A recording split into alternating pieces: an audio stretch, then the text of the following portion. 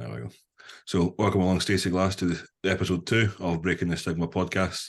Stacie, normally what I would do on a podcast like this is I've listened to your podcast myself. I know obviously a lot of your listeners will know your story in and out, but just for the people that will maybe tune into this for the first time and not really aware of your story, if you could just touch on that from the get-go for me.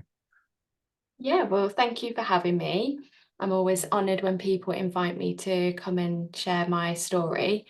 I'll try and keep it succinct, but yeah, it was in 2012, 13 that I started to share my story publicly, which wasn't planned at all, because one thing I always talk about is how my 12-year-old self made a promise never to tell anybody. And so the fact that here I am all these years later, now sharing publicly is a shock to my inner child. So I was sexually abused in the family home. From my memory is quite sketchy about it. So yeah, I have very limited memories, which I again like to share, because often people that have experienced historical abuse sometimes can think that they've made it up, that their brain has, well, it must be me just making it up, but also get put off reporting abuse because of sketchy memories. So I like to say that even still, all this time after sharing my story, I still don't have a really clear timeline. But it was around about the age of 12, I was sexually abused by two different people in the family home. And yeah, as I say, didn't think I'd ever tell anybody, and never did I imagine that I would report to the police, which I did when I was 28, I think it was, because it took a while to get to the court. So yeah, I would say that it took me a long time to have, I don't know whether the courage is the word, but it took me a long time to acknowledge to myself what had happened. And I think that's a big part of the process, is acknowledging that actually did happen, and then to get the courage to tell someone. And I think for me, it took several attempts to tell people, because it's received in very different ways. So yeah, that is a story in itself. But yeah, I don't know what, I just had this feeling inside of me of, if I can share my story to just help one other person feel less alone, then it's worth it. And so I initially set up a Facebook blog. And then, yeah, it just somehow, I don't even know how it's happened, because I didn't seek out writing my book. It actually found me. But yeah, I published a book in 2021, and then the podcast came pretty soon afterwards. And again, it wasn't really on my radar to do these things, but I'm so glad that I have, because it brings me so much fulfillment to know that other people aren't sitting with this in silence. I think that's the biggest thing that I hear about, especially the podcast, because as you'll know, podcasts are a brilliant free resource for people, and it's so accessible. And yeah, the feedback is always, story experiences can be so different, but yet people don't feel like they're sitting on their own with this. And so that brings me a lot of comfort, and which is why I think ultimately I started to share my story. I mean, like I say, I listened to quite a few episodes of your podcast, but as I mentioned to you, I was put on to you by a guy within Andy's Man Club who has experienced similar things to yourself. And the fact that you're now in a position where you can give back all of your experiences and your lived experience to try and help people that are in the same circumstance that you found yourself in, which you're an inspiration to many. You should be proud of how far you've came. The guy that I know, he won't mind me talking about, I won't go into specifics, but I'll mention obviously the fact that when he first came along to the club on a Monday night, he was a shell in himself, and he wasn't willing to open up. Fast forward like a year and a half later, he mentioned that he was listening to your podcast and it helped him then, find that, as you say, you don't want to say courage, because it's not like a courage thing. It's just finding the ability to then realise, look, I need to come out about this. This isn't something that was okay that happened. It did happen, but I now need to find the way to resolve it. And he's now, thankfully, in a position where he's going through the courts with it just now. Yeah, I think obviously that's why when you reached out to me, I was so happy to be chatting with you about talking about men and the stigma around, mental health, but, even more so around sexual abuse. We know that it happens to boys and even adult men. That's not something that's talked about a lot in, relationship abuse, because it's always assumed that it's women. And that's why, if I can be part of just, getting that out there, that it's gender irrelevant. Yeah. I feel that it's race irrelevant, gender irrelevant, culture irrelevant. It happens in every corner of the world. And it's not just that there's more awareness around women and less so about men.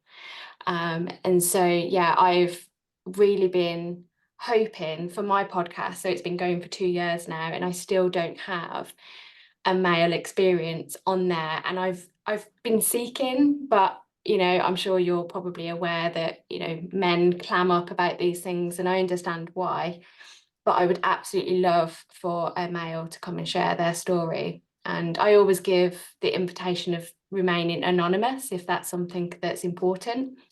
But one thing about my podcast, that the biggest thing about it is I want to share as many experiences on there, like real people stories, and I haven't got a male. So if there are any males that feel willing to come and share their story, I would absolutely love that. I'm certain on the back of this, you'll have quite a few guys that I know myself that have went through circumstances similar to yourself, and I'm sure the fact that they've found the club and they open up via that they're then confident enough to come on your podcast. And I know the guy in specific we're talking about, you said once everything's cleared through courts and things, he was looking to come on your podcast. So I can certainly try and get that arranged for you. One thing I seem to realise with people that have went through sexual abuse, as you said yourself, you wait quite a few years to then go ahead and come out and get everything sorted. The hesitation that's within that, it's all just fear pretty much that people won't take your experiences seriously and things. I presume that's the main thing. Yeah, it's lack of belief. Sorry. So I didn't live with both my parents. I had separated homes from a baby, really. And I told both parents independently, not about the whole abuse, because as I say, it was two different abusers and different incidences.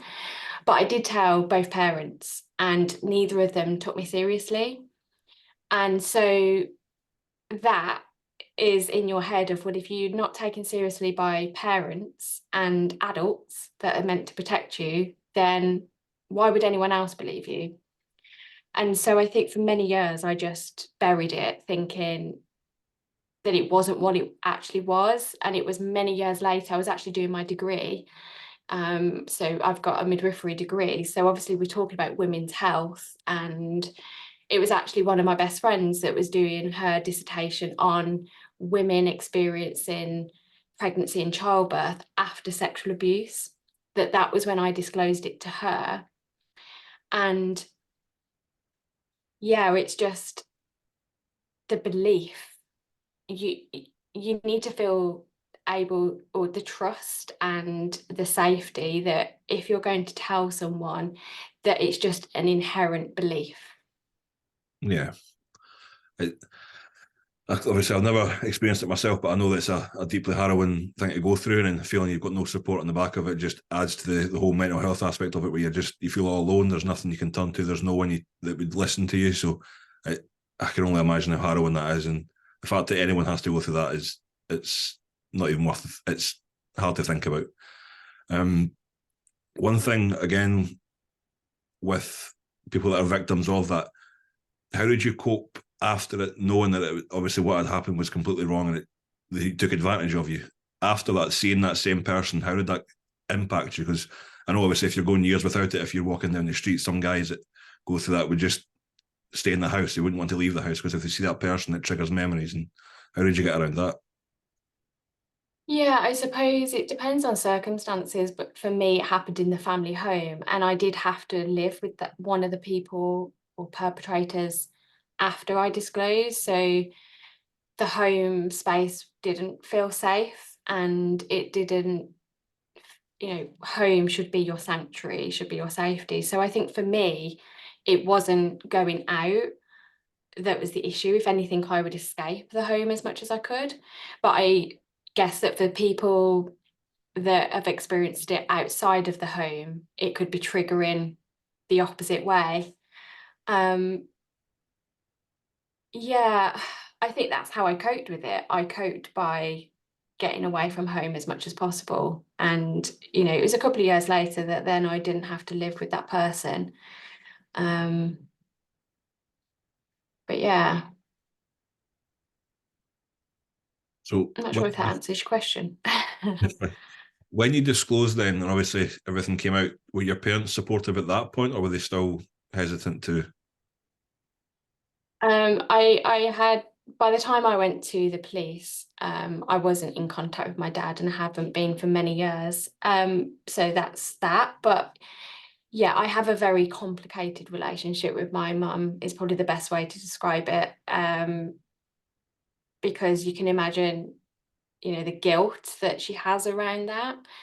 Um, Supportive to some extent, but I think she carries her own grief and trauma around her child being abused and by her partner at the time. So there's so many complicated dynamics to this, depending on, the circumstances, but it deeply impacts relationships, especially if it happens at home as a child. Yeah, because as you say, your mum and dad are there to protect you, and when they feel they've not done that, then they've got all the guilt that they live with on the back of that, which you understand, but you still at that point you're expecting your parents to be there to listen to you. And Yeah, whatever you say, even if obviously kids can say some outlandish things, but you just need to take it at face value straight away and go with that. And if they're wrong, they're wrong, but believe them yeah, at first. It's yeah. yeah. I've got a few questions that the guy in question did give to me to ask you because obviously until Mm. he's on the podcast himself, I'm his mouthpiece. Is asked like when you're now providing help to people that are obviously going through the same thing that you went through, is that like I don't know if it's a coping mechanism, but is it like a way that you deal with? Because obviously it doesn't leave you when you've been through that, but is it a way that you find that it gives you peace as well because you're helping other people that have been through that? Yeah, so again, I didn't ever think that I would be in this space to actually work with other survivors, but it was actually from going through many years of therapy, and I really had a lovely connection with my therapist, and just the journey that I'd been on gave me so much inspiration to give back to others. And also because I experienced the loneliness myself, the loneliness, the isolation. And I remember at the time really craving like the connection with other survivors. But because of data protection, the only way that they could do that, because I had therapy through a charity, was through social groups. And I'd attended a couple, but it just didn't quite work. And so that's why now I hold what I call survivor circles, which is the whole premise is like that peer support. And by coming together, people get to hear that what they're experiencing is not in isolation. Like everyone feels very similarly, even if their experience is very different. So it's just how I think it was that experience with my therapist, but also when something's so close to your heart, it lights a passion in you. Like I don't know how else to explain it, but I just feel so passionate that people shouldn't have to do things alone. And humans are hardwired for connection, but yet we do everything, especially when we feel vulnerable, we do it in isolation. and we do it alone. But that's what I feel passionate about, is just bringing people together. And it's just, I get heart full so all the time with my work, because just seeing people's faces change when they're like, oh my God, there's other people that feel just like I do. I mean, again, it'll be the same thing as well, where people can talk about their experiences of sexual abuse and things as well. But unless they're speaking to someone that's been through the same thing, it's not really the same connection I have. And so I could speak to people that come in on a Monday night that I have that, because I've never experienced it. I'm kind of just nodding my head and agreeing with it. Where if they're speaking to someone like yourself, they can hit off each other, and it helps so much just to release that the thoughts that you've got, and somebody that's there that has lived that can help you through that as well. Absolutely. I think it's like with anything. So, say another example is someone that's had chronic depression, trying to speak to someone that's never experienced anything like that. They might be well intentioned. They might say something like, oh, just smile, just go and have fun.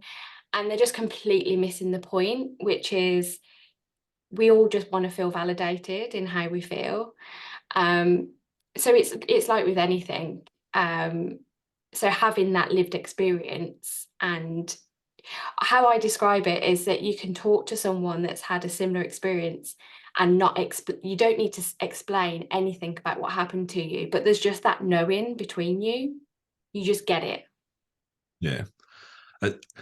Previously, when I spoke to Craig Harrison before this podcast, and he was obviously ex-military, and he said that when he came out, a lot of the stuff he was going through, he was speaking to people that were there to help him that weren't ex-military and they didn't experience stuff. So he felt like everything he was going through was just tick boxes. It was just a guy that was ticking his box. Yeah, I've done this, I've checked that, but there's no personal touch to it. So a lot of that can put people in a worse place if they're not feeling listened to, or they're valued with that. And it can just put them in a further hole where then obviously there's extreme steps people take, and if they feel they've got no options. One as well he asked is, like, day to day, as we are here now, what do you find most difficult to live with in the moment? For me personally,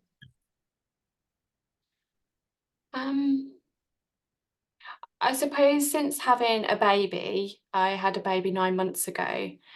I knew before having him that there was a potential to be triggered about certain things. So it's not until you're living the experience that you truly know. And it's just really interesting how I've obviously got a boy, not a girl, but this sense of anxiety around leaving him in childcare has definitely come up for me. And it's interesting because obviously what happened to me was in the home, and I have no worries at all about him in the home. But yeah, I have worries about leaving him with professionals in childcare. And I think it's around that trust, around, because it happened to me in my home where you should be able to trust people, it's translating to not being able to trust outside the home, which is interesting. It goes back to what you asked earlier, actually. So yeah, that has been something that I'm navigating at the moment, and I've just gone back to therapy myself just to work through that, because one thing is I don't want to project any of my past trauma onto him as he grows up. So yeah, that's definitely something that's come up for me. What I was we were talking there when you were mentioning the fact that you have like your social groups and things that you run. What I was actually thinking in my head was, after like a Monday night meeting, or even if I can put it through head office down in England, we have about 4,500 men every Monday that come to the meetings. There's quite a lot of them that will probably have past experiences like yourself that just haven't found the position, or not in the position yet to open up around that. What I was thinking is that I could, if you were willing, we could like have like a partnership that way, where if there's any guys that are struggling and you're there, they can maybe use your social groups or message you on Instagram like I did if they just want to open up and vent about things. But if that's something you'd be interested in, I could try and get that arranged so you're linked in with Andy's Man Club. Yeah, absolutely. I think I would be very happy to do that. I've always in the past wondered whether men would feel comfortable that I'm a female. Again, I don't like to put genders on this, but you know, I'm sure that you have men's groups for a reason, and I also hold women's groups for a reason. Yeah. But there's also that commonality of that, let's remove the gender and let's just come back to the experience. Yeah. So if men were absolutely fine with that, then I would be happy to.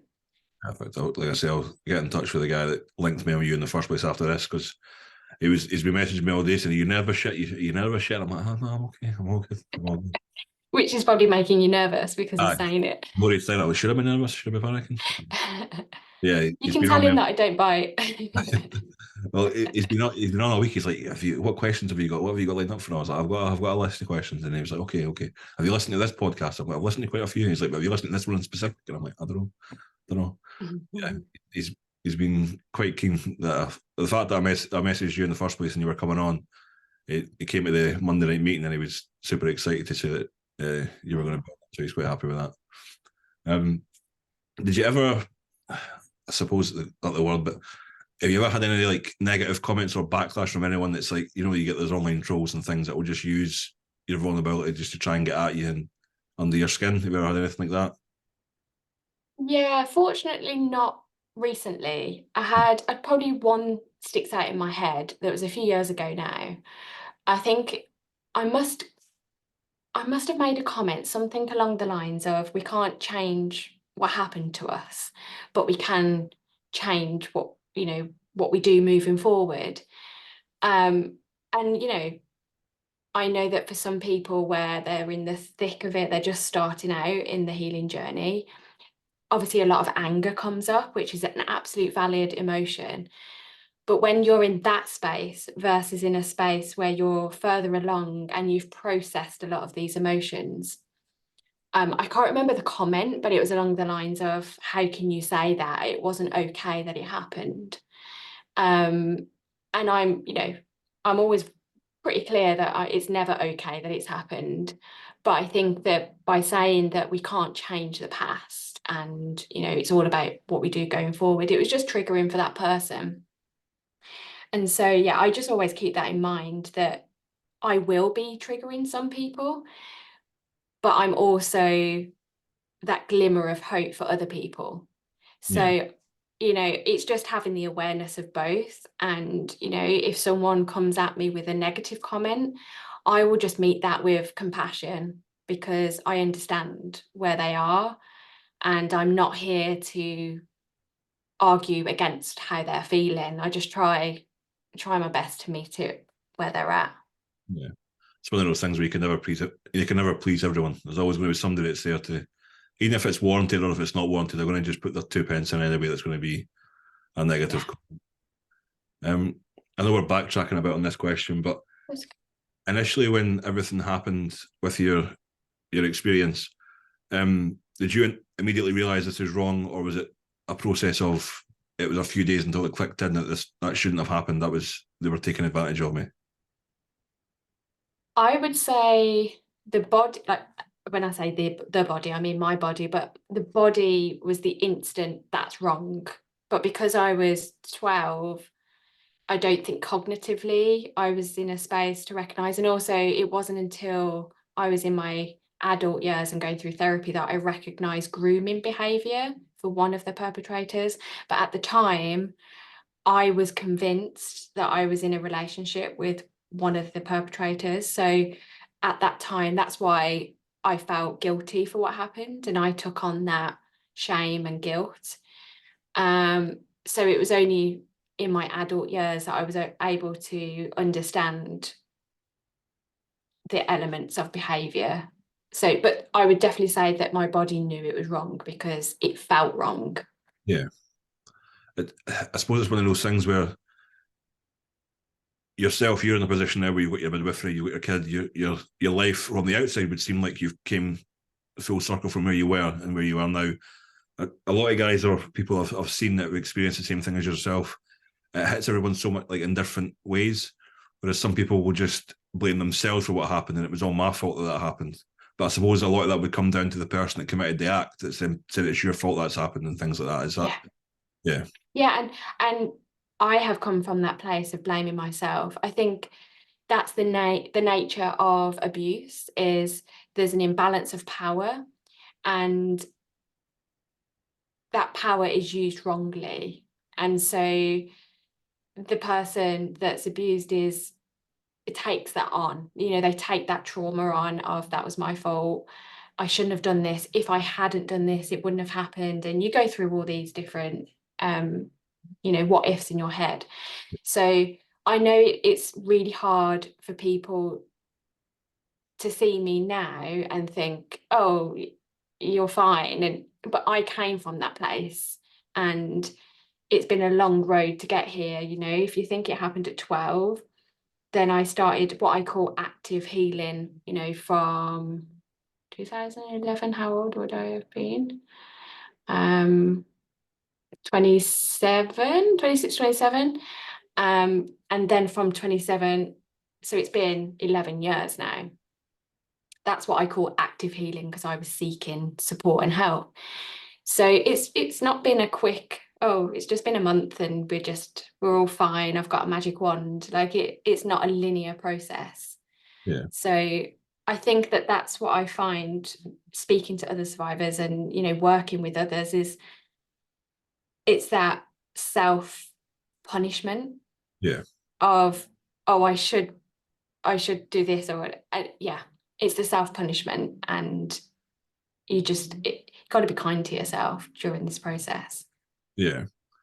It's again, without, I can't even begin to imagine how tough it is at first when you're going through that, and then obviously to live with that for that many years, to still try and find people that will listen to you, to then get the courage that you need to then take it through the relevant authorities. I don't know if I've asked you this, but it was coping mechanisms. Was there anything that you used or did to try and get through those years to the point where you were taking it through courts? Yeah, I think getting specialist support is the number one thing. So I've had specialist support through a charity, but I also sought out counselling with other people, and my suggestion is always to get specialists. So the problem with there's lots of charities around, but their waiting lists are so long. The minimum tends to be 9 months, and then the longest can be up to 18 months. And it's because it's good that people are wanting to get support now, but there's just not the resource. So that's why people tend to have to go a bit private if they can afford it. But always go specialist, because they're trauma aware, trauma informed. So what you said earlier is that there is a potential that you can unintentionally re-traumatize people. So that's my number one, because although you might have really supportive friends and family, what can happen is they have their own emotions about what happened, and sometimes people aren't aware enough to put those aside and just to really support the person, and then the person takes on those emotions, and that's not helpful. Yeah. So of course you do need supportive friends and family, that is really important, but it's not ideal to be your only support mechanism. Yeah, that makes sense. There's a question, because I was listening to your podcast out loud yesterday, and my wife, she chimed in. She was like, "I've got a question actually, because I don't know if this is linked in or if it's something that you've done because you're passionate about it." But she said, with you being a midwife now, did you do that on the back of your experiences, and you thought, I want to have like the first impact with a kid and make sure that the kids looked after, and or was that nothing to do with that at all? That was just her question. It is a good question. I don't think consciously it wasn't, because it wasn't initially on my radar to do midwifery, and then that came later, that I was inspired by someone that I knew that was studying. Yeah. But I think there was definitely something subconsciously going on there about women's health. If anything, I would say that pre my degree, I had a lot of interest in psychology and how the brain works. And so it's interesting how I've come back full circle, because yes, I did midwifery, and I'd say up until last year I was practicing as a midwife, but I left the NHS in 2021. And now I've come back because I do therapeutic coaching. So I've come back to psychology and mental well-being. So I'm glad that I did midwifery as an experience, because, you know, working with people and building that rapport when they're feeling vulnerable. It was, yeah, I'll always be a midwife at heart, but unfortunately the NHS is not a system that I feel I can work in, and do the job that I want to do. Yeah, we won't comment on that because I know that the NHS is fully strained just now, and it gets, I feel, a lot of unwarranted criticism, but the people working there are just trying to do their jobs. So Yeah, yeah, that it's not agreed. the best environment to work in. But Yeah. one thing that I did with Craig that I'm going to do yourself, if you don't mind, Andy's Mhm. Man Club every Monday. There's 5 questions that the guys do to see how they've been getting on. So I'll do the first 3 with you if you don't mind. So they do when I load them up. So every week, first question is just how's your week been? So in general, from last Monday to now, how's your week been? Really good. As I say, I've got a 9-month-old, and it's been really challenging having him, thinking how I would, or when I would come back to doing work. And my idea of when I would get back to work is very different to the timeline that I'm in. And that's because he doesn't sleep, and no sleep is not conducive to your brain working. I can fully attest to that. So this week feels like I'm slowly coming back to work. And because I love the work that I do, it doesn't feel like work. And so it just feels so good, and it's energizing me. So I would say my week's been balanced between, you know, enjoying that, but also feeling very sleep deprived. So it's balancing the two. You mentioned earlier as well that being in a job that you love it makes such a difference to your work life balance, because that way you're not just dreading doing your 9 to 5 when you're getting up doing it, hating the job that you do, coming back and then having to deal with a 9-month-old crying baby. You're like, well, I've had a long day doing that and now I'm back to this. But if you love your Yeah. job, it makes your life so much better. Yeah. Uh, the second question is one positive from your week. Could be anything. So it's probably because it's the freshest in my mind. But yesterday I did a work call. So I do in-person stuff, but I also do online, because I like how I can connect people that aren't local to me. And I Yeah. did an online journaling session, and I just love sharing tools that, you know, not every tool suits everybody, but that's why I share different ones. And I just love, what I love the most is creating safe, supportive spaces where people can just turn up as they are without judgment, and feel like they can navigate what they're navigating in a safe space. So Yeah. that's what I did yesterday, and I just loved it. Good stuff. And question 3 always tends to be, people think that it has to be something like deep or emotional. It doesn't have to be. It's just anything to get off your chest. It could be a slow driver that annoyed you in the week. It could be anything. Anything at all. Oh, how deep do I take this? Do I? Um, that's a really hard question. It tends to be the stickler for the group as well. Yeah, interesting. I think it's because you're right. How deep do you take it? Do you take it as superficial or deep? Um, Or it could be a positive. It could be like a big thing that you want to get off. It could be. that's true. But I actually want to say how amazing this is, of like men's spaces. I think it's needed so much, of men talking about topics that societally are deemed too vulnerable or too weak, or yeah, not talked about. So I want to just say how amazing that is, which is why I was so happy when you invited me. Thank you very much. I mean, I know that that's where we're there, just to break that stigma of guys not being able to speak about anything. Because, well, the generation of us, my dad and that, they were brought up with, you don't speak about it, you just man up, you get on with it, and you were there in the end. But for me, it happened when my granddad died. He died in 2016, so it's quite a few years ago now. But I never realised how much it impacted me till I started driving towards drink, and I had so much anger issues. And I had 2 suicide attempts 3 years ago. I joined Annie's Man Club, and it saved me from myself. So I'm now in a position where I've bagged a wife. Don't know how that happened. Didn't think that would ever happen, but I'm now married with a dog. So yeah, without the club, I wouldn't be here. But it gives guys as well, like the one that linked me into yourself. He never had anything before, and he joined the club, and now he's managing to get the confidence and courage he needs to go through and get the support and follow the correct process to get the person responsible hopefully put away for a long time. Yeah. And that's the power of connection.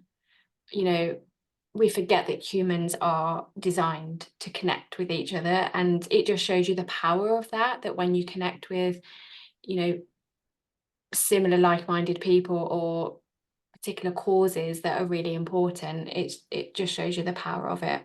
Yeah. I mean, it's been an absolute pleasure speaking to you, Stacie. I mean, one thing I was going to ask for a favour, I'll buy one of your books off you, but I was going to see if you could do like a little message on it for the guy that linked me into yourself, and I'll get that over to him, and I'm sure he will appreciate that very much. Yeah, absolutely. I'd love to. If you link me that after, and I'll get that all paid for, and you can do what you can for me, and I'll get that sent to him. But it's been an absolute pleasure speaking to you, Gem. Thank you very much. Thank you for having me. I'll get that up, and I'll put all of your information in the description as well. That way, if guys want to reach out to you, then they can certainly do so. Yeah, well, as I say, that podcast request is there. Perfect. I will get that for you. Hopefully, we get some guy that comes out, and that way you can pull that off your checklist.